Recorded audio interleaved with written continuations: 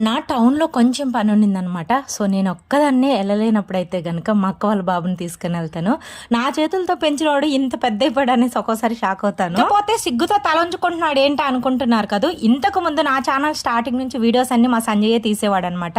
ప్రతిరోజు ఛానల్‌లో కనిపించేవాడు. కానీ అనుకోకుండా ఒకరోజు ఫ్రెండ్స్ అందరూ అడిగారంట, "ఏంట్రా మీ పిన్ని ఛానల్‌లో నువ్వు కనిపిస్తున్నావు" అనేసి. వాడైతే గనక "నీ ఛానల్ నేను కనిపించను పిన్ని, నాకైతే పరువు పోతుందని" చెప్పి అంటున్నాడు. అంత పరువు తక్కువ పని ఏం చేస్తున్నావురా అంటే చెప్పడు. మరి కూసేగాడిది వచ్చి మేసేగాడిని జడగొట్టిందంట. వాడేదో కనిపిస్తున్నాడు, నా వీడియోస్ తీస్తున్నాడు, పక్కన వాళ్ళకి ఏంటో నా బాధ నాకైతే అర్థం కాలేదు. మేము వెళ్ళిన పని కంప్లీట్ అయిపోయి వస్తా ఉంటే ఇక్కడైతే కనుక లస్సీ షాప్ దగ్గర ఆగాము. మా ఓడైతే కనుక లస్సీ తాగదాం పిన్ని కూల్ గా ఉన్నాడు. అక్కడక్కడ వర్షాలు పడతా ఉంటే మా నెల్లూరులో మాత్రం ఎండలు చంపేస్తున్నాయి. ఇక పైకి వెళ్ళాము, కూల్ గా ఏసీ వేసారు. ఇక నాకైతే పిస్తా మిల్క్ షేక్ వాడేదో తీసుకున్నాడు, దాని పేరు కూడా గుర్తులేదు. అడ్రస్ వచ్చేసి సారాయ్ సెంటర్ లో ఉంటుంది, చాలా బాగుంటది. కేక్స్ ఇంకా పిజ్జాస్ అన్ని కూడా ఉంటాయండి. గ్లాస్ తాగే లోపల మా ఓడు ఫుల్ లేపేశాడు. కళ్ళు కావాలి కడుపు ఆ టైప్ మనం